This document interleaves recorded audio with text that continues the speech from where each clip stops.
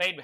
So current எலக்ட்ரிசிட்டியோட lecture 4ல நம்ம இருக்கோம். இன்னைக்கு நம்ம பேச போற பிரமாதமான டாபிக் செல்ஸ். ரைட்டா? செல்ஸ்ல காம்பினேஷன் ஆஃப் செல்ஸ் பத்தி படிக்க போறோம். அதுக்கப்புறமா series grouping, mixed grouping, parallel grouping நிறைய விஷயம் பேச போறீங்க. செல் டாபிக் ரொம்ப ரொம்ப இம்பார்ட்டன்ட். ஸோ அதனால நல்லா கத்துக்கிறது ரொம்ப நல்லது. ஸோ கத்துக்க முயற்சி பண்ணுங்க. டாபிக்கோட பேரு செல்ஸ். இப்போ இங்க பாருங்களேன், ஒரு பெரிய கோடு ஒரு சின்ன கோடு. நான் ரொம்ப டீட்டெயில்டா ஒரு கண்டெய்னர் எடுத்துக்கணும், அதுல ஒரு ஆனோடு, அதுல ஒரு கேத்தோடு, அதுல ஒரு எலக்ட்ரோலைட் சொல்யூஷனு, இங்க எலக்ட்ரோலைசிஸ் ப்ராசஸ் இருக்கு, அதனால நெகட்டிவ் போய் ஃபுல்லா இங்க டெபாசிட் ஆயிடும், அதனால இது நெகட்டிவ் பிளேட்டு, நெகட்டிவ்ல இருந்து எலக்ட்ரான் பாசிட்டிவ் போகும்போது கரண்ட் வருது. அந்த கதைக்கு நம்ம போக வேண்டாம். அது நீங்க 7th 8th படிச்சிருப்பீங்க, செல்ஸ் எப்படி ஒர்க் பண்ணுது அப்படின்ட்டு. இங்க ஒரு பெரிய கோடு ஒரு சின்ன கோடு இந்த மாதிரி போட்டா இதுக்கு பேரு செல் பேட்டரி. இந்த பெரிய கோடு பாசிட்டிவ், இது நெகட்டிவ்னு தெரியும். உங்களுக்கு தெரியுமா, இப்ப இந்த செல்ல நான் ஒரு 10 வோல்ட் செல்லா நான் தயாரிக்கிறேன்னு வச்சுக்கோங்களேன். இது வந்து 10 வோல்ட் அப்படிதான் காமிக்கும் அப்படின்னு நான் தயாரிக்கிறேன்னா, அதை மெஷர் பண்ணி பார்த்தா 10 வோல்ட் காமிக்காது. 9.5 9.6 அப்படிதான் காமிக்கும். ஏன் சார் பாத்தீங்கன்னா, அந்த செல்லுக்குள்ளார ஒரு ரெசிஸ்டன்ஸ் ஆஃபர் ஆகும். அந்த ரெசிஸ்டன்ஸோட பேரு தான் இன்டர்னல் ரெசிஸ்டன்ஸ். இன்டர்னல் ரெசிஸ்டன்ஸ், அதோட பேரு தான் இன்டர்னல் ரெசிஸ்டன்ஸ். அப்ப இன்டர்னல் ரெசிஸ்டன்ஸ்ன்றது செல்லுக்குள்ளாரே இருக்கும். தென் எக்ஸ்டர்னலா ஒரு ரெசிஸ்டன்ஸ் கனெக்ட் பண்ணா இது எக்ஸ்டர்னல் ரெசிஸ்டன்ஸ். பை இனிமேல் செல் வேற இன்டர்னல் ரெசிஸ்டன்ஸ் வேறன்னு நினைச்சு கூடாது. உங்களுக்கு புரியறதுக்காக தான் செல் பக்கத்துல ஒரு இன்டர்னல் ரெசிஸ்டன்ஸ் போட்டு காமிக்கிறேன். ஆக்சுவலா இதுதான் ஒரு செல். இனிமேல் இது இன்டர்னல் ரெசிஸ்டன்ஸ் ஆர், இது இ. உங்களுக்கு புரியலன்னா சில புக்ல என்ன பண்ணிருப்பாங்கன்னா இங்கேயே இ போட்டிருப்பாங்க, இங்கேயே ஆர் போட்டிருப்பாங்க. அப்படின்னு என்ன அர்த்தம்? இந்த செல்லோட இஎம்எஃப் இ, இன்டர்னல் ரெசிஸ்டன்ஸ் ஆர். அதனாலதான் உனக்கு புரியறதுக்காக நான் என்ன பண்றேன், பக்கத்துல ஒரு இன்டர்னல் ரெசிஸ்டன்ஸ் போட்டு காமிக்கிறேன். ரைட்டா? ரைட். சார் இந்த பாயிண்ட்டுக்கும் இந்த பாயிண்ட்டுக்கும் எவ்வளவு சார் பொட்டன்ஷியல் டிஃபரன்ஸ்? எவ்வளவு பொட்டன்ஷியல் டிஃபரன்ஸ்? வி வேணும்னா டோட்டலா நான் கொடுத்தது இ, நான் கொடுத்தது இ, ஆனா இங்க டிராப் ஆகிறது ஒரு ஐ ஸ்மாலர். அப்ப இ மைனஸ் ஐ ஸ்மாலர். இப்ப என்ன கத்துக்கிறீங்க?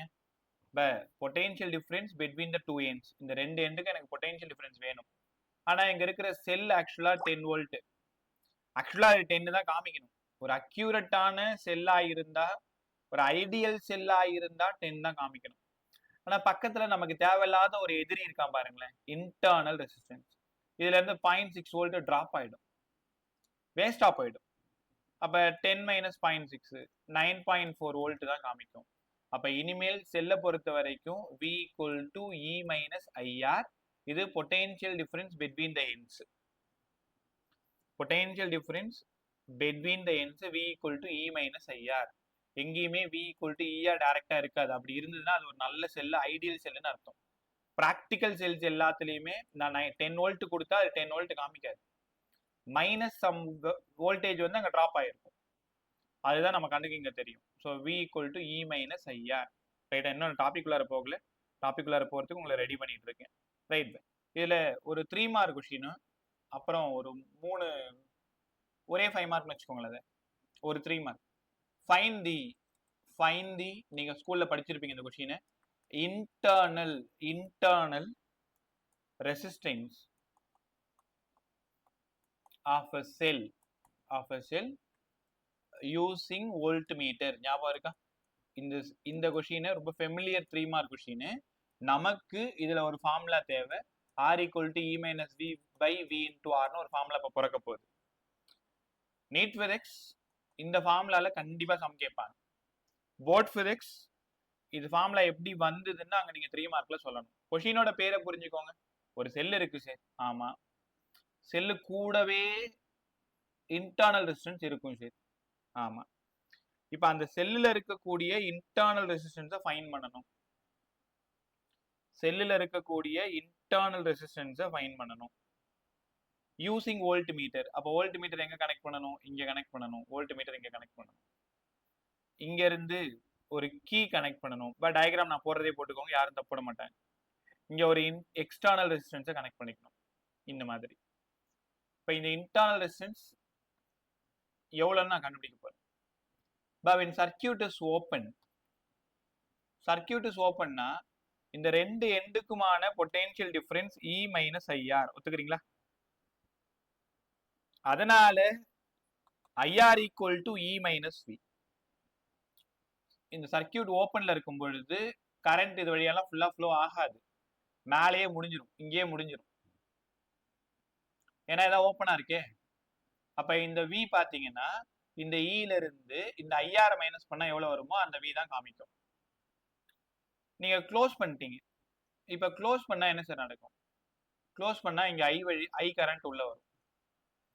எக்ஸ்டர்னல் ரெசிஸ்டன்ஸ்ல எவ்வளவு பொட்டன்ஷியல் டிராப் ஆகும்? இங்க V equal to IR, V equal to IR. அப்படிங்க வாங்க. அப்போ இங்க IR equal to E minus V, இப்போ இங்க IR ஈக்குவல் டு V.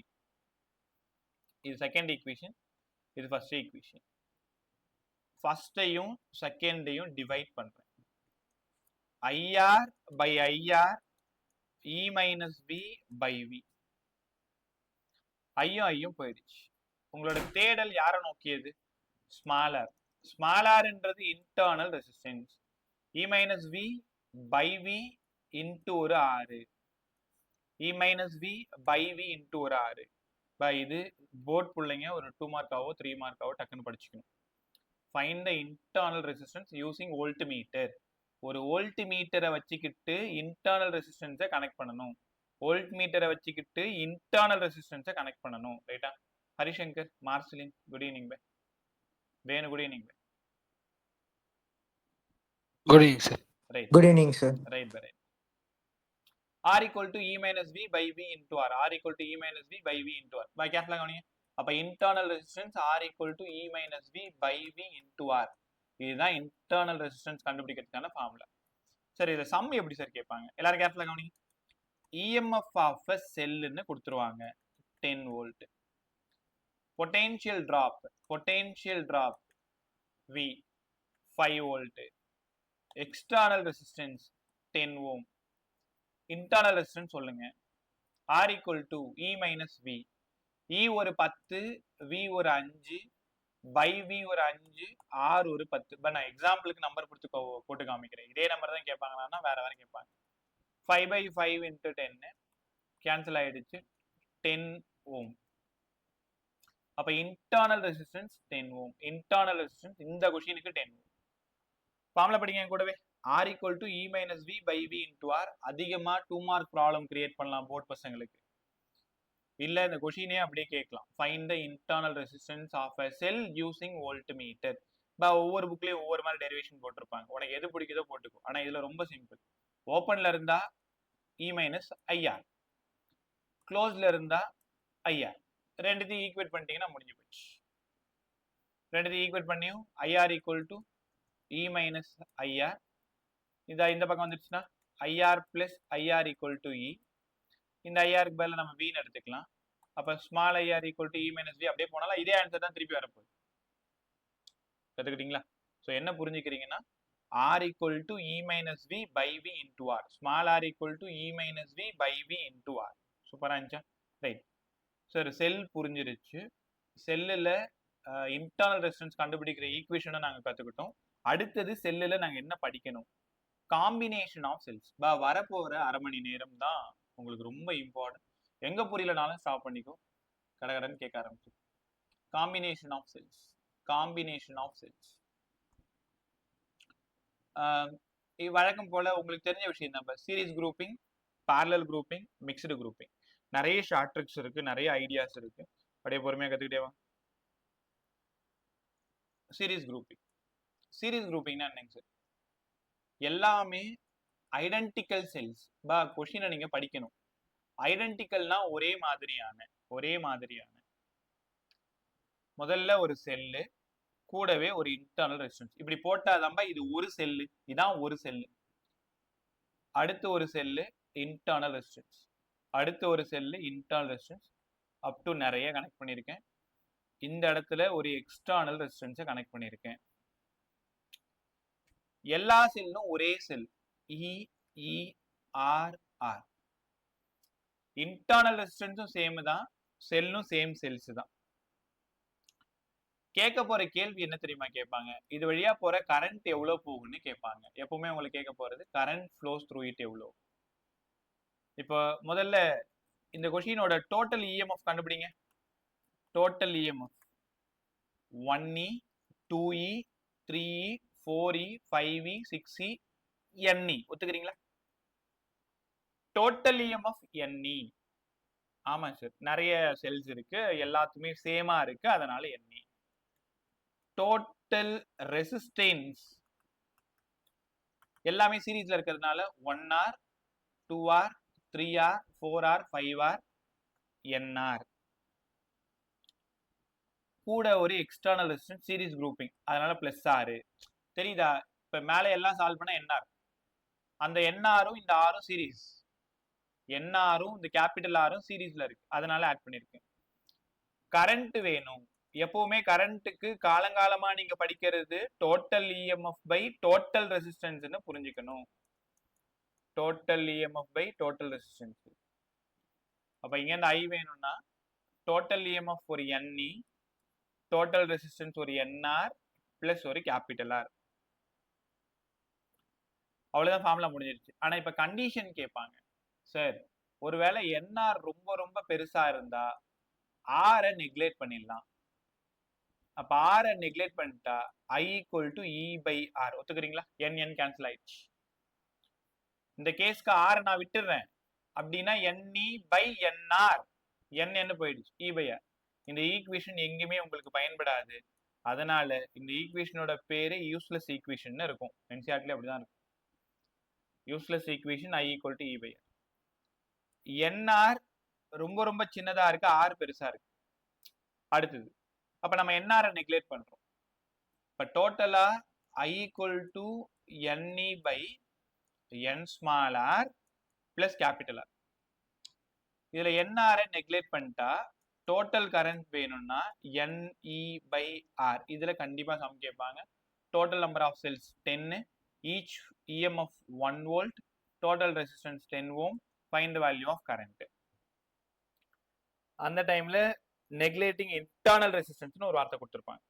ஆனா எது எப்படி இருந்தாலும் உனக்கு ரொம்ப முக்கியமா தெரிய வேண்டியது I equal to NE by N small r plus capital R. I equal to NE by N small r plus capital R. சொல்லி பழகுங்க. சீரீஸ்னாலே N small r, சீரீஸ்னாலே N small r. இது போர்டுக்கு உண்டு, கண்டிப்பா தேவை. எல்லா செல்லும் ஒரே செல்லா இருக்கணும், எல்லா செல்லும் ஒரே பொலாரிட்டியில கனெக்ட் ஆயிருக்கணும். முக்கியமா எல்லாம் ஒரே மாதிரி கனெக்ட் ஆயிருக்கணும், plus minus plus minus plus minus. இப்ப இதே சீரீஸ் குரூப்பிங்ல பொலாரிட்டி மாறி கனெக்ட் ஆயிருந்தா நாங்க என்ன சார் பண்றது? இங்க பாருங்க, கத்துக்கோங்க. எல்லா செல்லும் ஒரே செல் தான், E R. அடுத்த செல்லும் ஒரே செல் தான், E R. அடுத்த செல்லும் அதே செல் தான், E R. அடுத்த செல் மட்டும் திரும்பி இருக்கு, அடுத்த செல்லு திரும்பி இருக்கு, அப் டு இன்ஃபினிட்டி வரைக்கும். இங்க ஒரு எக்ஸ்டர்னல் ரெசிஸ்டன்ஸ் வழக்கம் போல R. இப்ப என்ன சிக்கல்னா, ரெண்டு செல் மட்டும் திரும்பி இருக்கு பாத்தீங்களா? இந்த ரெண்டு செல் மட்டும் திரும்பி இருக்கு, அதாவது 4வது செல்லும் 5வது செல்லும் மட்டும் திரும்பி இருக்கு. இந்த திரும்பி இருக்கிற செல்ல நீங்க என்ன சொல்லணும்னா P செல்ஸ்னு சொல்லணும். இது நம்மளோட ஐடியா, புக்ல வேற மாதிரி இருக்கும். பட் சால்வ் பண்றது ரொம்ப சிம்பிள். இதுக்கு டெரிவேஷன் தேவையில்லை, கரண்ட் தான் வேணும். P செல்ஸ் அப்படின்னா திரும்பி இருக்கிற செல், ரிவர்ஸ்ல இருக்கிற செல். N அப்படின்னா total number of cells, total number. இப்ப இங்க கரண்ட் வேணும், என்ன பண்ணும்? பெரிய விஷயம்லாம் இல்லை. மொத்தம் 1 2 3 4 5 இருக்கா? 2 திரும்பி இருக்கு, 2 நேரா இருக்கு. அப்ப திரும்பி இருக்கிறது நேரா இருக்குன்னு கேன்சல் பண்ணிட்டு, அப்ப 4 செல் செத்து போச்சு. அப்ப 1E மட்டும் தான் ஆன்சர். அப்படி மேனுவலாவும் போடலாம், அப்படியே இல்லைனாலும் இந்த ஃபார்முலா யூஸ் பண்ணுங்க. I equal to N minus 2P by N small r plus capital R. I equal to N minus 2P. I equal to N minus 2P N small r plus capital R. இங்க ஒரு E வரும், ஏன்னா I equal to total EMF தானே வரும். அப்ப N minus 2P into E by N small r plus capital R. இப்ப நீ பாரு, இந்த மொத்தம் நான் 5 செல் தான் கொடுத்துருக்கேன். ஒரு செல்லு ரிவர்ஸ், இந்த செல் கேன்சல் ஆயிடுச்சு. அப்ப இந்த ஒரு செல் மட்டும் தான் உயிரோட இருக்கு. ரைட்டா? மேனுவலா சால்வ் பண்ணாலும் இப்படி கேன்சல் பண்ணி சால்வ் பண்ணிட்டு போயிடலாம். இல்ல சார் ஃபார்முலால போட்டா டோட்டலா 5 செல் இருக்கு, 2 செல்லு திரும்பி இருக்கு, ஃபார்முலால ஒரு 2 இருக்கு, பை என்ஆர் பிளஸ் ஆர், அந்த ஆர் கொடுத்ததுக்கு அப்புறம் பாத்துக்கலாம் நம்ம. அப்ப மேல வெறும் 1e by n small R plus capital. தெரியுதா உங்களுக்கு எதுக்காக இந்த ஃபார்முலா யூஸ் பண்ணணும்? ஃபார்முலா தேவையே இல்லை. பிளஸ் மைனஸை கரெக்டா ஒண்ணுக்கு ஒண்ணு கேன்சல் பண்ணிட்டாலே ஆன்சர் போட்டுடலாம். டோட்டல் இஎம்எஃப் இங்க இருக்கிற ஒரே இஎம்எஃப் இ மட்டும்தான். அதாவது 5 செல்ல 4 செல்ல அடிபட்டு போச்சு, ஒரு செல் மட்டும்தான் மீதி இருக்கு. அப்ப E by NR plus R, total EMF by total resistance. அப்ப இங்க இருக்கிற டோட்டல் இஎம்எஃப் இ மட்டும், total resistance NR plus R. அப்படியே மேனுவலா சால்வ் பண்ணாலும் சால்வ் பண்ணிக்க. இல்ல எத்தனை செல் திரும்பி இருக்கோ அந்த பி செல்ஸ் ஞாபகம் வச்சுக்கோ. 3 செல் திரும்பி இருக்கா, 4 செல் திரும்பி இருக்கா, 5 செல் திரும்பி இருக்கா, அதை பி செல்ஸ் ஞாபகம் வச்சுக்கோங்க. ஸோ அப்ப எல்லாமே ஐடென்டிக்கல் தான். P cells are reversed. என்னப்பா formula? I equal to n minus 2p into e by n small r plus capital R. மொத்தம் 10 செல்லு, அதுல 3 செல் திரும்பி இருக்கு. இப்ப நீ யோசிச்சு பாரு, 3 செல் திரும்பி இருக்கா? 3 செல் திரும்பி இருக்குன்னா 1 2 3, அதுக்கு ஈக்குவலா 1 2 3, அப்ப 6 செல் போயிடுமா? அப்ப answer 6e by nr plus r. இதான் வரப்போகுது மேனுவலா சால்வ் பண்ணா. 3 செல் திரும்பி இருக்கு, அப்ப 3 செல் மைனஸ்ல இருக்கு. அது 3 செல் மைனஸ்க்கு 3 செல் பிளஸ் கேன்சல் பண்ணிடு.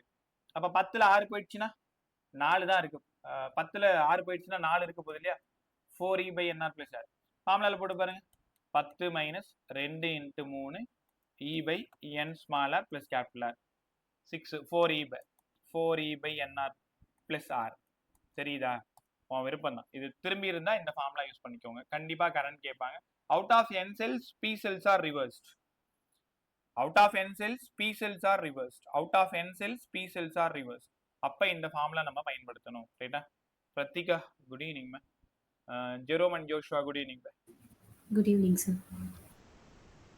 Right bye. Good evening sir. Right, good evening bye. Good evening. அடுத்தது பை. சரி, எல்லாமே ஐடென்டிக்கல் சொல்லி கொடுத்துட்டீங்க. எல்லாம் வேற வேற செல்லா இருந்தா என்ன சார் பண்றது? அன்ஐடென்டிக்கலா இருந்தா என்ன பண்றது? பை இன்னைக்கு டே உங்களுக்கு ரொம்ப இம்பார்ட்டன்ட். நைட்டே போய் வந்து படிச்சிரு.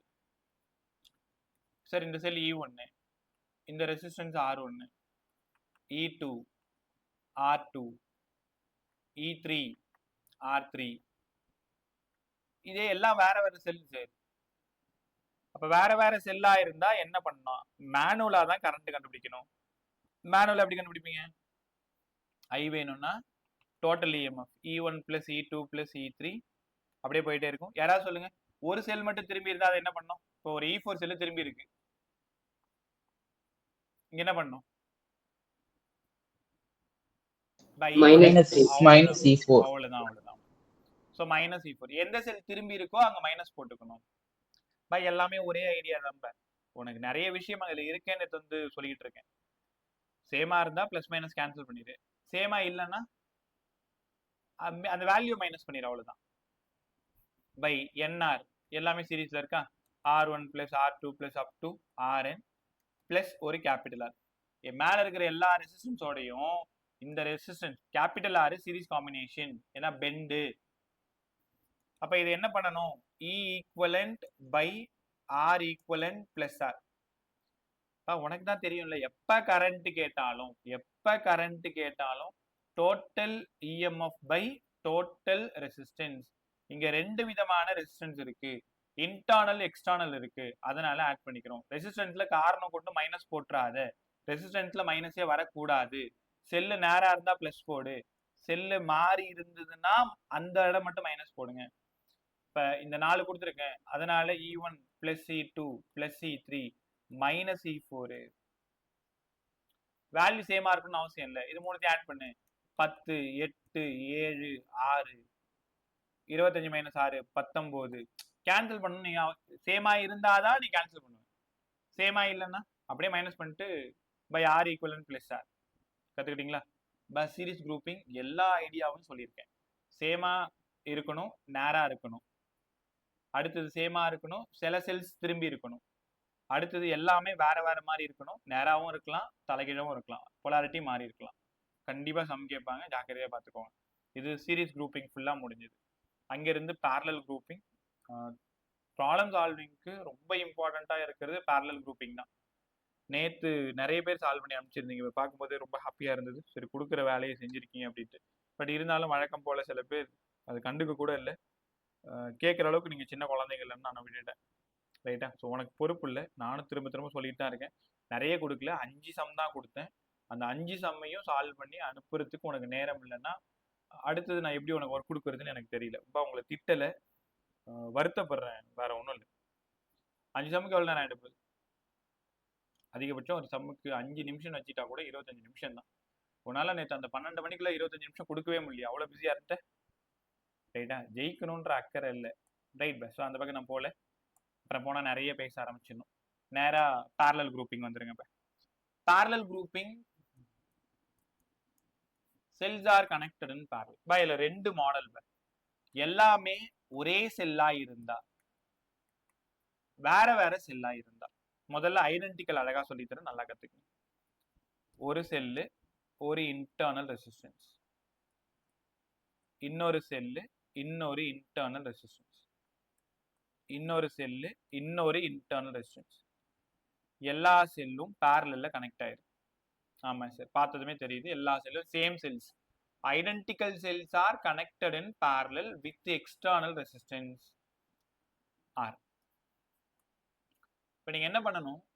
மேல இருக்கிற 3 செல்லையும் சால்வ் பண்ணணும், ஒரு ஆன்சர் வரும். மேல இருக்கிற 3 இன்டர்னல் ரெசிஸ்டன்ஸையும் சால்வ் பண்ணணும், ஒரு இன்டர்னல் ரெசிஸ்டன்ஸ் வரும், ஈக்குவலன்ட் வரும். கீழே இருக்கிற இந்த எக்ஸ்டர்னல் ரெசிஸ்டன்ஸ் ஆர். இப்ப இவங்க 2 பேரும் சீரிஸ்னு புரிஞ்சுக்கணும். உங்களால உணர முடியுதா என்ன பண்றேன்ட்டு? எப்பவுமே டைரக்டா நீ என்ன பண்ணணும் நான் சொல்றேன். 1 2 3 4, இந்த 4ம் பேரலல்னு நினைச்சுப்பீங்க. அந்த மாதிரி செய்யக்கூடாது. செல் பக்கத்துல இருக்கிறது எல்லாம் தான் பேரலல். அந்த ஆன்சரும் எக்ஸ்டர்னல் ரெசிஸ்டன்ஸும் சீரிஸ். எப்பவுமே டைரக்டா 4 செல்லையும் பேரலல்னு வச்சுக்க கூடாது. இந்த 3ம் சால்வ் பண்ண பிறகு வர்ற ஆன்சரும் எக்ஸ்டர்னல் ரெசிஸ்டன்ஸும் சீரிஸ் குரூப்பிங்ல வந்துடும். ரைட் சார், புரிஞ்சிருச்சு. சார் இப்போ இதுல ஐ கண்டுபிடிச்சு காட்டுங்க. இப்போ எப்பவுமே ஐக்கு பதிலா என்னப்பா formula? Total EMF by total resistance.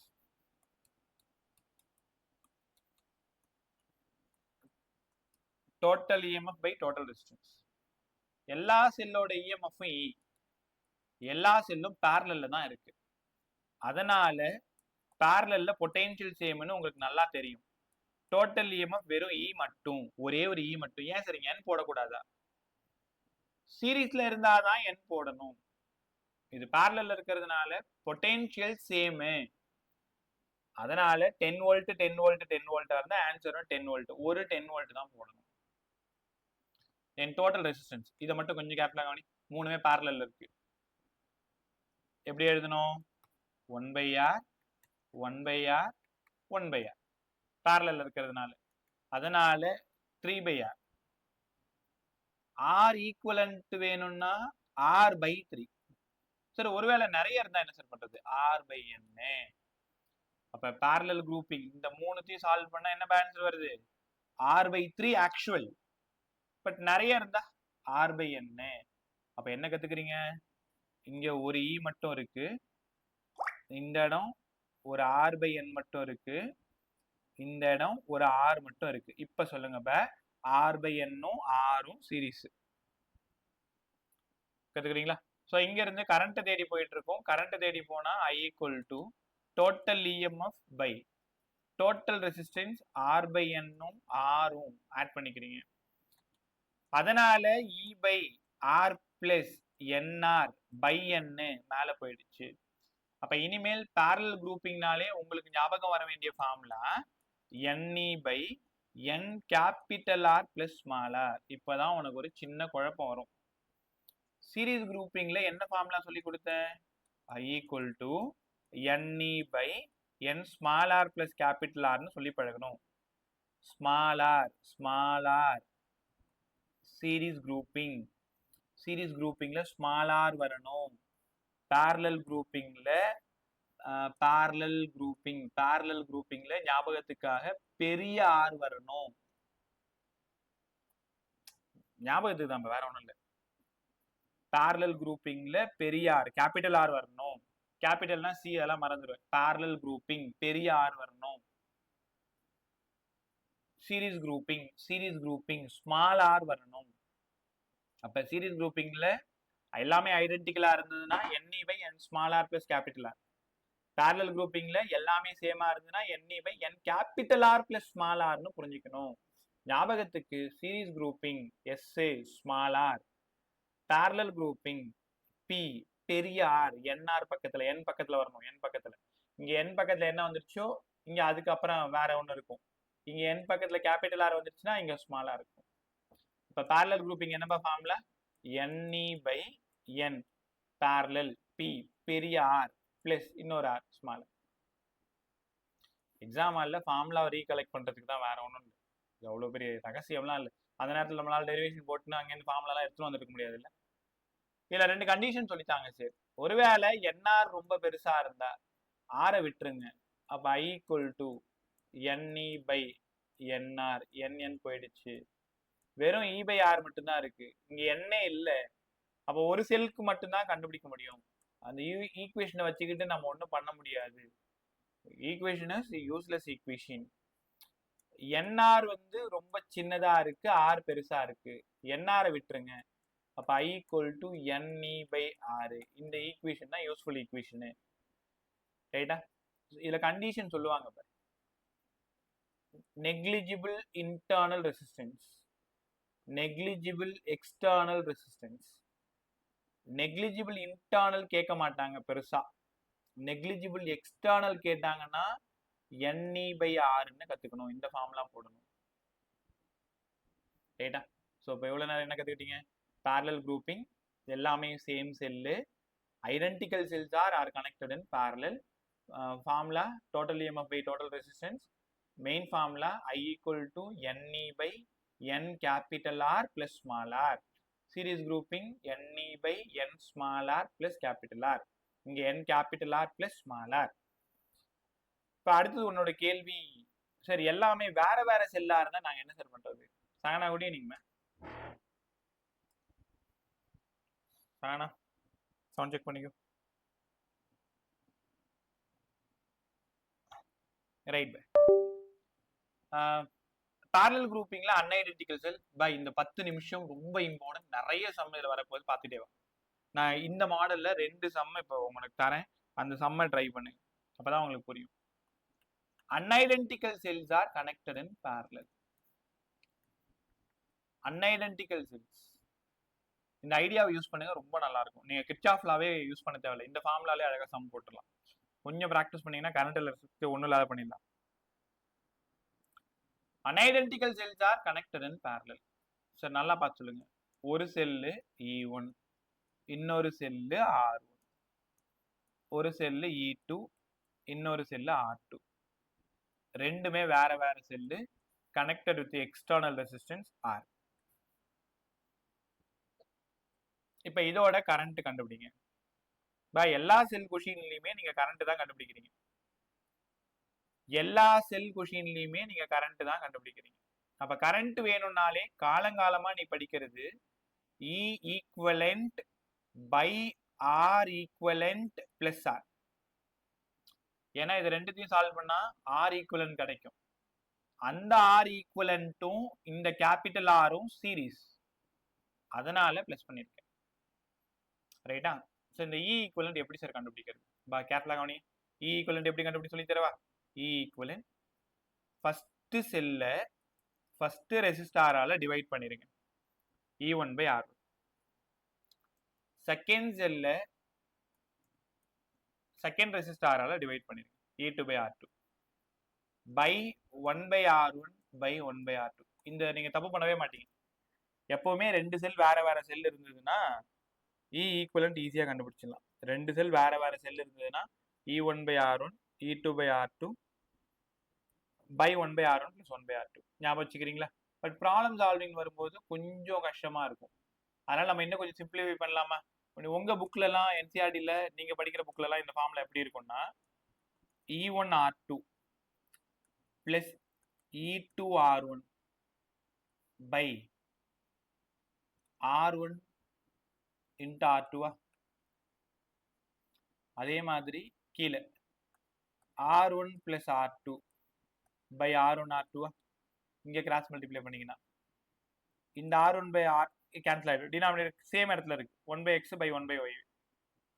அப்ப மீதி E1R2 plus E2R1 by R1 plus R2. இதுல சால்வ் பண்ணும்போது உங்களுக்கு கஷ்டம் தெரியாது, ஈஸியா இருக்கும். ஆனா இந்த ஃபார்முலா 2 செல்லுக்கு மட்டும் தான் வேலிட்.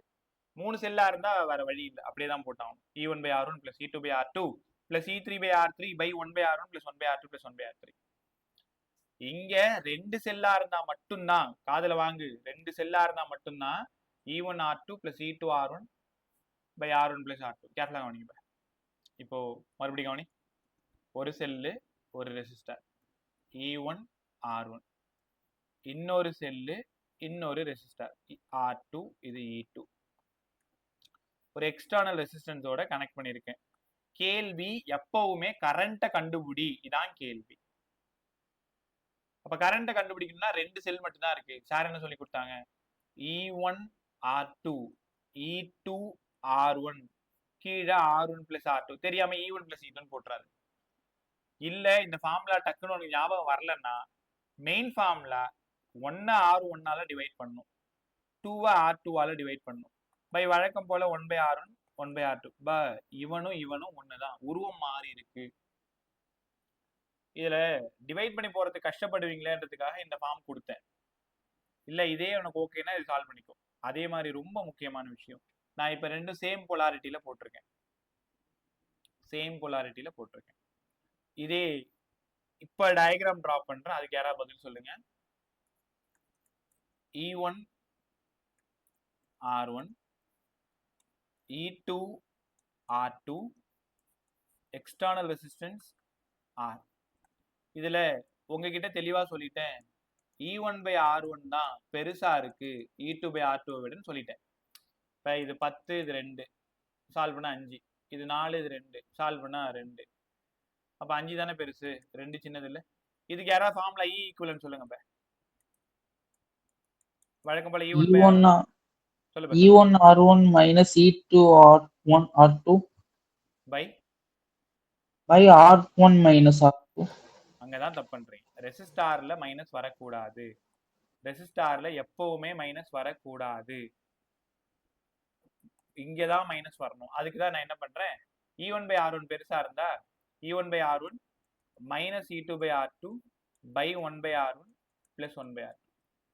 ரெசிஸ்டாருக்கு ஏது பொலாரிட்டி, ஏன் ரெசிஸ்டாருக்கு மைனஸ் போடணும், முதல்ல அதை யோசி. உங்களுக்கு எங்கேயாவது படிச்சிருக்கீங்களா ரெசிஸ்டன்ஸ்ல எந்த இடத்துலயுமே மைனஸ் வராது, ஒட்டுமொத்த பிசிக்ஸ் புக்லயுமே. ரெசிஸ்டாருக்கு ரெண்டுத்தையும் ஆட் பண்ணும்போது எந்த இடத்துலயும் மைனஸ் போட மாட்டீங்க. அப்ப E1 by R1 minus E2 by R2. அப்ப என்ன கத்துக்கிறீங்கன்னா, யாரோட வேல்யூ அதிகமா இருக்கோ அவங்க ஃபர்ஸ்ட் இருக்கணும். E1 பை R1 பெருசா இருக்கு, E2 பை R2 சின்னதா இருக்கு. பொலாரிட்டி மாறி இருக்கிறதுனால சின்னதா இருக்கிறதுக்கு மைனஸ் போட்டேன். இதே E2 பை R2 பெருசா இருந்தா E2 by R2 minus E1 by R1, கீழே 1 by R1 plus 1 by R2 தான். கீழே வந்து உனக்கு பிரச்சனையே இல்லை. இப்ப இதை சால்வ் பண்ணீங்கன்னா உங்களுக்கு E ஈக்குவலன்ட் கிடைச்சிரும். I வேணும், இந்த E ஈக்குவலன்ட் இதோ இருக்கு. R ஈக்குவலன்ட் சால்வ் பண்ணிடுவீங்க ஈஸியா, 1 by R1 plus 1 by R2 plus ஒரு எக்ஸ்டர்னல் சால்வ் பண்ணா முடிஞ்சிடும். இப்ப இன்னொரு டயக்ராம் டிரா பண்றேன், கொஞ்சம் கொஞ்சமா கத்துக்கிட்டே வா. நீங்க தான் சொல்லணும். E1 R1 E2 R2 E3 R3. External resistance capital R. பதில் சொல்லுங்க. இதுல யாரா E ஈக்குவலன்ட் பதில் ஃபார்முலா சொல்லுங்க. Sir, E1 by R1 E1 by R1 minus E2 by R2 minus E2 by R2 plus E3 by R3 plus E3 by R3 1 by R1 plus 1 by R2 plus 1 by R3 1 by R2 plus 1 by R3. இப்படிதான் அந்த சம்ம போடணும். ஒரு செல் திரும்பி இருந்தாலும் நீங்க பொலாரிட்டியை மாத்திக்கணும், ரைட்டா? இது 3 செல்லா இருக்கிறதுனால வேற வழி இல்லை, இப்படிதான் நம்ம சால்வ் பண்ணி ஆகணும். அதே 2 செல் இருந்ததுன்னா எந்த பிரச்சனையுமே இல்லை. இந்த E1 R2 plus E2 R1 by 1 by R1 plus 1 by R2 அப்படி அழகாக கற்றுக்கலாம் ரைட்டா. ஸோ ஒரு சம் ஒன்று போட்டுருவாதில்ல, இங்கே பாருங்க.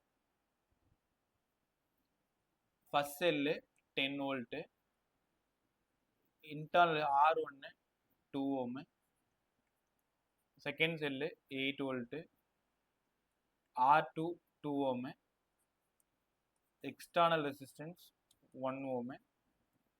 இந்த சர்க்கியூட்ல போற டோட்டல் கரண்ட் எனக்கு வேணும், இதான் கேள்வி. டோட்டல் கரண்ட் வேணும்னா உங்களுக்கு டோட்டல் இஎம்எஃப் வேணும், டோட்டல் ரெசிஸ்டன்ஸ் வேணும். டோட்டல் இஎம்எஃப்க்கு ஒரே வழி E1 R2 E2 R1 by R1 plus R2. சிம்பிளா ஆரம்பிக்கிறேன், ரெண்டும் ஒரே பொலாரிட்டியை வச்சு ஆரம்பிக்கிறேன். Sum of the Allen model இருக்கிற நம்பர்ஸ்லாம் குறிச்சு தரேன், டக்குன்னு இப்பயே சால்வ் பண்ணி பார்த்துறேன். E1 10 R2 2 E2 8 2 4 R1 plus R2 20 16 36 by 4 9. அப்ப E ஈக்குவலன்ட் வந்து 9 9. R equivalent 2 into 2 by 2 plus 2. ஏன் ரெண்டு parallel. parallelனா என்ன formula? 1 by R1 1 by R2. இது சால்வ் பண்ணாலும் R1 R2 by R1 plus R2வா இப்படி எழுதலாமா? 1 எக்ஸ்டர்னல் 1. அப்ப ஆன்சர் 4.5 ஆம்பியர். இந்த சர்க்கியூட்டோடது 4.5 ஆம்பியர். 4.5 ஆம்பியர் கரண்ட் வந்து இங்க டிராவல் ஆகுதுன்னு அர்த்தம். கத்துக்கிட்டீங்களா? parallel குரூப்பிங் ரொம்ப இம்பார்ட்டன்ட். ஒரே நிமிஷம், எனக்கு ஒரு நிமிஷம் டைம் கூட. அந்த மாதிரி ஏதாவது சம் இருக்கான்னு பார்த்து இப்பயே போட்டு காமிச்சிடுறேன். ஒரு சம் மட்டும் போட்டு காமிக்கிறேன்.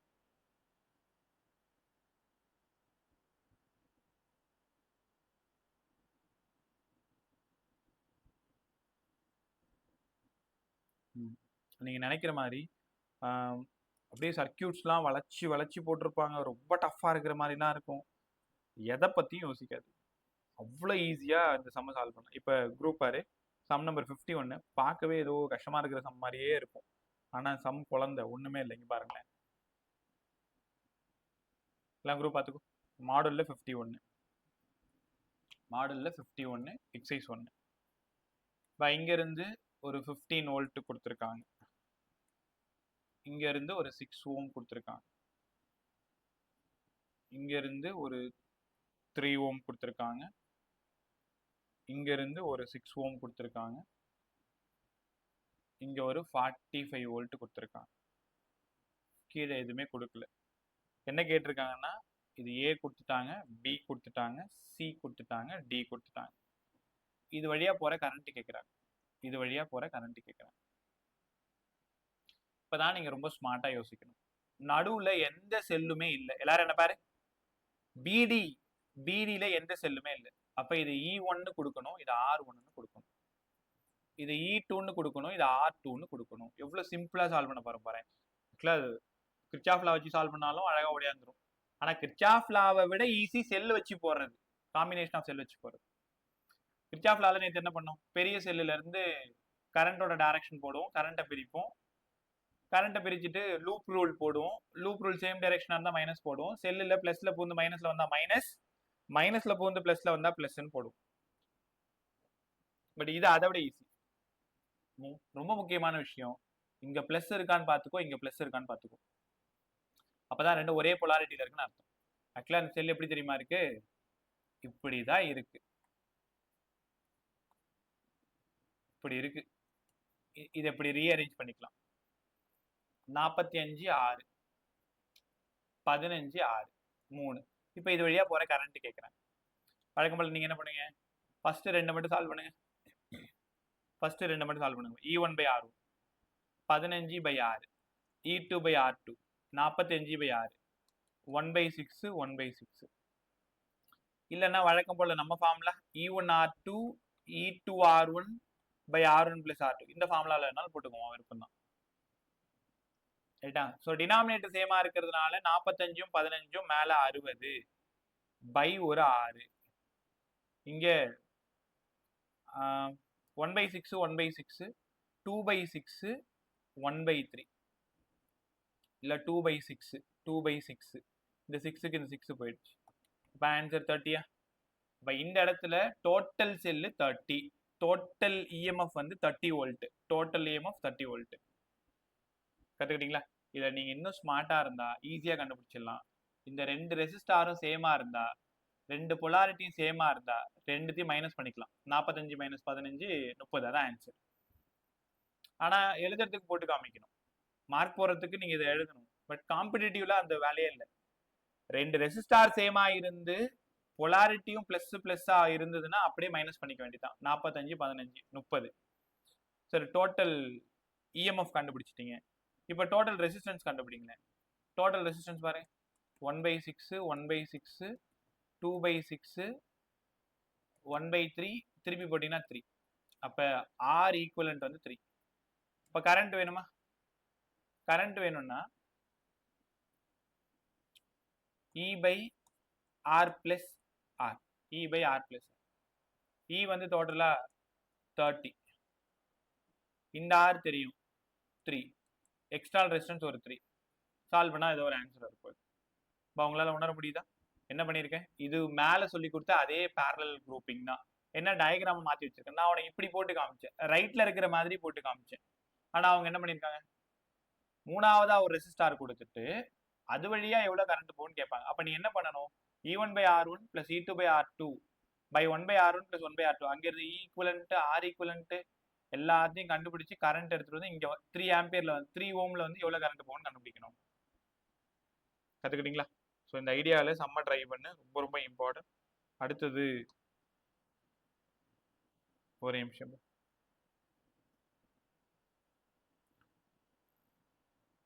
சம் நம்பர் 55 மார்க் பண்ணிக்கோ. Sum number 55.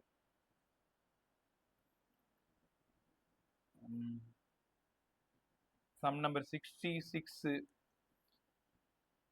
67. இப்போ 66ல இருந்தே சால்வ் பண்ணுங்க. இப்போ நைட் உட்காந்து 66ல இருந்து 75 வரைக்கும், 66ல இருந்து 75 வரைக்கும். இப்போ அது நீ என்னெல்லாம் பேசணுமோ எல்லாமே சொல்லி கொடுத்துட்டேன். செல்ஸ் இன்னும் மிக்ஸ்டு குரூப்பிங் மட்டும்தான் நம்ம பேசணும். போயிடலாமா?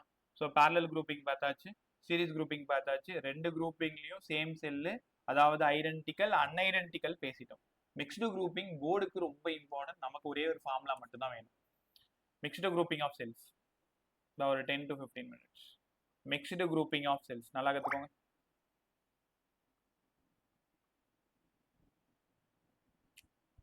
ஒரு நிமிஷம். மிக்ஸ்டு குரூப்பிங் ஆஃப் செல்ஸ், ஒரு செல்லு இன்டர்னல் ரெசிஸ்டன்ஸ், ஒரு செல்லு இன்டர்னல் ரெசிஸ்டன்ஸ், ஒரு செல்லு இன்டர்னல் ரெசிஸ்டன்ஸ், அப்படியே போயிட்டே இருக்கு. அடுத்தது இது எல்லாமே ஒரே செல்லு. உங்களுக்கு தெரியுமா, மிக்ஸ்டுல மட்டும் ஐடென்டிக்கல் மட்டும் தான் கொடுப்பாங்க. அடுத்த செல்லு, அடுத்த இன்டர்னல் ரெசிஸ்டன்ஸ், அடுத்தது இந்த மாதிரி கொடுத்துருக்காங்க. சரி, ஃபர்ஸ்ட் ஒன்னு ஃபுல்லா சீரீஸ், செகண்ட் ஒன்னு ஃபுல்லா சீரீஸ், தேர்ட் ஒன்னு இதுவுமே சீரீஸ் குரூப்பிங். இப்போ எல்லாமே சீரீஸ் குரூப்பிங், தனித்தனியா சீரீஸ் குரூப்பிங். இது மூணுத்தையும் இப்படி கனெக்ட் பண்ணிட்டோம் அப்படின்னா இதோட சேர்ந்து தான் பேரலல் குரூப்பிங். மேலே பாருங்க, சீரீஸும் இருக்கு, ஆன்சர் எல்லாம் சேர்ந்து பேரலும் இருக்கு. போர்டுக்கு ரொம்ப இம்பார்ட்டன்ட். இங்கே அதிகப்படியாக போர்டு பசங்க இருக்கிறதுனால டெரிவேஷன் பிரமாதமாக சொல்லித்தரேன். சொல்லி கொடுத்துட்டு அந்த ஃபைனல் ஈக்குவேஷன்ல எப்படி சம் போடணும்னு ரிப்பீட்டர்ஸ் நீங்க அதை கற்றுக்கோங்க.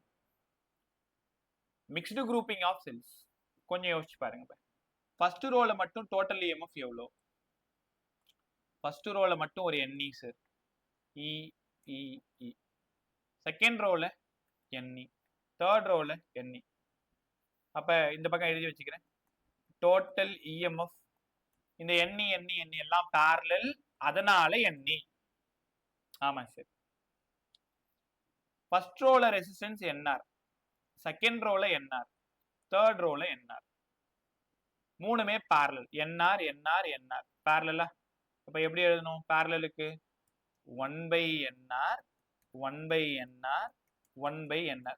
நீங்க தெரியாம n/NRன்னு எழுதிடுவீங்க. நல்லா கத்துக்குங்க. இங்க n வேற m வேற. n கவனமா Vani, number of cells in a row. ஒரே ஒரு ரோல 3 செல் இருக்கு, அப்ப small n 3. m number of row. 4 row இருந்தா m4. ரைட்டா? இப்ப p யாரு? p யாருன்னா டோட்டல் நம்பர் ஆஃப் செல்ஸ். அது எப்படி சார் கண்டுபிடிக்கிறது? n into m. இதுதான் p. இப்போ ஒரு ரோல 3 செல்லு, மொத்தம் 3 ரோ இருக்கு, 9 செல்லு. ஒரு ரோல 3 செல்லு, 4 ரோ இருக்கு, 12 செல்லு. இப்போ உன் கண்ணுக்கு இங்க எத்தனை செல் தெரியுது? 1 2 3 4 5 6 7 8 9. அப்ப 3 ரோ இருக்கு, ஒரு செல் இல்ல, ஒரு ரோல 3 செல் இருக்கு. அப்ப டோட்டல் ரெசிஸ்டன்ஸ் கேட்டாங்கன்னா R ஈக்குவலன்ட் திருப்பி போட்டுக்குங்க, NR/M. வருஷம் பசங்க தெரியாம பண்ற தப்பு, என்னையும் எம்மையும் குழப்பிக்கிறது. n number of cells in a row, m number of row. அப்ப R ஈக்குவலன்ட் கண்டுபிடிச்சிட்டேன்.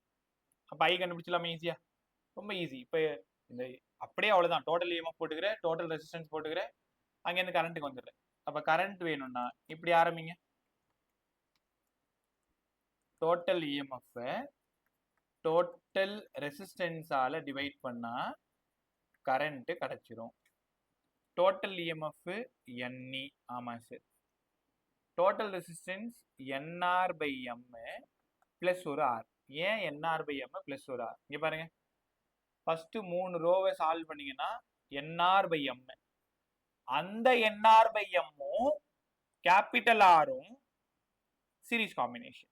ஏற்கனவே பலமுறை சொல்லிட்டேன் வாங்கிட்டு, செல் கூட இருக்கிற ரெசிஸ்டன்ஸ் எல்லாத்தையும் சால்வ் பண்ணிட்டு தான் கடைசியா பெரிய ரெசிஸ்டன்ஸுக்கு வரணும். அப்ப NR/M-ம் ஆரும் சீரிஸ் காம்பினேஷன். ரைட்டா? இங்க இருந்து என்ன வெள்ளத்துக்கு போடுங்க, என்ன பட்டன் பாருங்க, NE பை என்ன வெள்ளத்துக்கு போடுங்க. இங்க n இருக்கு, அதனால எடுத்துட்டேன். இங்க n இல்ல, அதனால டினாமினேட்டருக்கு போயிடுச்சு.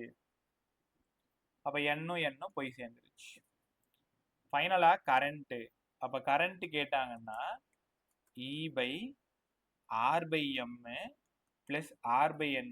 இது வரைக்கும் நீங்க பாக்ஸ் போட்டணும். ரைட்டா? ஸோ இது வரைக்கும் முடிச்சிட்டு அதுக்கப்புறம் 3 கண்டிஷன் சொல்லணும். அந்த கண்டிஷனையும் எழுதி முடிச்சாதான் உனக்கு ஃபுல் மார்க் கொடுப்பாங்க. டயக்ராம் ஒரு மார்க். இங்க பாரு, அழகா டயக்ராம் போட்டுறீங்களா? Total EMF in a row NE NE NE. அப்ப டோட்டல் EMF மொத்தமா NE தான். ரெண்டாவது லைன் டோட்டல் ரெசிஸ்டன்ஸ். இந்த லைன் எழுதணும், இந்த லைன் எழுதணும். தென் டோட்டல் ரெசிஸ்டன்ஸ் போட்டு கூட ஒரு R போட்டுக்கணும், எக்ஸ்டர்னல் ரெசிஸ்டன்ஸ் போட்டுக்கணும். இங்க இருந்து என்ன வெள்ள தூக்கி போட்டா R/M பிளஸ் R/N. இது வரைக்கும் சொல்லட்டுமா? இனிமேல் தான் நமக்கு வேலை இருக்கு. இங்க வாங்க சார், எக்ஸாம் ஹால்ல ஃபார்முலால நாங்க தப்பு பண்றதுக்கு வாய்ப்பு இருக்கு. இங்க பாரு, E/R/M R/N. உண்மையில தப்பு இல்லை, ஏன்னா அந்த டைம்ல அரௌண்ட் 1500 ஃபார்முலா அவன் தலையில இருக்கும். கெமிஸ்ட்ரி ஒரு பக்கம் இருக்கும், ஒரு பக்கம் பயாலஜி இருக்கும். பிசிக்ஸ்ல மட்டுமே அவ்வளவு ஃபார்முலாஸ் நீங்க ஞாபகம் வச்சுக்கணும். அப்ப இந்த MN குழப்பம் வர்றதெல்லாம் சகஜம் தான். ஆனா அதை நம்ம ப்ராக்டிஸ் பண்ணும்போதே தெளிவாயிட்டோம்னா இந்த தப்பை நம்ம பண்ண மாட்டோம். எனக்குமே ஆரம்ப காலங்களில் கிளாஸ்ல டீச் பண்ணும்பொழுது ஸ்மால் எம்மா கேபிட்டல் என்ன, எம்மா என்ன, அந்த மாதிரி குழப்பம்லாம் வரும். ஏதாவது ஒன்று போட்டு ஞாபகம் வச்சுக்க வேண்டியதான். ஸ்மாலா கேபிட்டலா, அல்பாபெட்ல M N, ஸ்மாலார் கேபிட்டலார், எம்முக்கு அப்புறம் தான் N. அந்த மாதிரி ஏதோ உனக்கு பிடிச்ச மாதிரி ஞாபகம் வச்சுக்கோ. ரைட்டா? இது எனக்கு ஞாபகம் வச்சுக்கிறதுக்கு நான் இதை ஞாபகம் வச்சுக்கேன். டெரிவேஷன் போட்டா எடுத்துட்டு வந்துடுவேன், அது பிரச்சனை இல்லை. இப்ப திடீர்னு ஒரு சம்மா போட்டு காட்டும் பொழுது E/R/M R/N அந்த சிக்கல் வரும். அப்ப R/M R/N. சார் புரிஞ்சிருச்சு. இப்ப ரொம்ப முக்கியமான விஷயம், கரண்ட் மேக்சிமமா இருக்கணும்னா கண்டிஷன் என்ன? யாருக்கா தெரியுமா? இப்ப கரண்ட் மேக்சிமமா இருக்கணும் என்ன கண்டிஷன் படிச்சிருக்கீங்களா? நான் சொல்லித்தரவா? கரண்ட் மேக்சிமமா இருக்கணும்னா R/M R/N ஈக்குவலா இருக்கும். இதை மட்டுமே ஒரு விஷயம் கேட்டிருக்காங்க. மிக்ஸ்டு குரூப்பிங் ஆஃப் செல்ஸ்ல கரண்ட் மேக்சிமமா இருக்கணும்னா என்ன கண்டிஷனு? அப்பயும் சொல்றாங்க நம்பர் ஆஃப் ரோவும் நம்பர் ஆஃப் செல்லும் ஈக்குவலு. அப்படின்னா இன்டர்னல் ரெசிஸ்டன்ஸும் எக்ஸ்டர்னலும் ஈக்குவலா இருக்கணும். இவ்வளோ விஷயம் உள்ள மறைஞ்சிருக்கு. கரண்ட் மேக்சிமமா இருக்கணும்னா என்னடா கண்டிஷனு? R/M R/N ஈக்குவலா இருக்கணும். அப்படியா இருந்தா மேக்ஸிமம் கரண்ட்டுக்கு ஒரு ஈக்குவேஷன் போடுங்க சார். இங்க பாருங்க, ரெண்டு பக்கமா பிரிச்சுக்கிறேன். ஐமேக்ஸ் ஐமேக்ஸ் வேணும்னா இ பை, உங்களால உணர முடியுதா, R by M R by M. ஏன் இங்க ஆர் பை எம் போட்டீங்க? ரெண்டு ஈக்குவல். பக்கத்துல இன்னொரு ஈக்குவேஷன் எழுதுறேன், E by R by N R by N, E by 2r by M. இங்க கேட்டாங்கன்னா NE பை 2r. உங்களுக்கு புரிஞ்சிருக்கும். இப்ப என்ன உன்னோட திறமைன்னா, கொஷின் பேப்பர்ல என்ன டேட்டா இருக்கோ அதை வச்சுக்கிட்டு தான் நீங்க ஃபார்முலா சூஸ் பண்ணணும். இப்ப நம்பர் ஆஃப் ரோ கொடுத்துட்றாங்க, நம்பர் ஆஃப் ரோ கொடுத்துட்றாங்க, இன்டர்னல் ரெசிஸ்டன்ஸ் உங்க கொஷின்ல இருக்கு. அப்ப நம்பர் ஆஃப் ரோவும் இன்டர்னல் ரெசிஸ்டன்ஸும் இருந்தா இந்த ஃபார்முலா யூஸ் பண்ணணும்.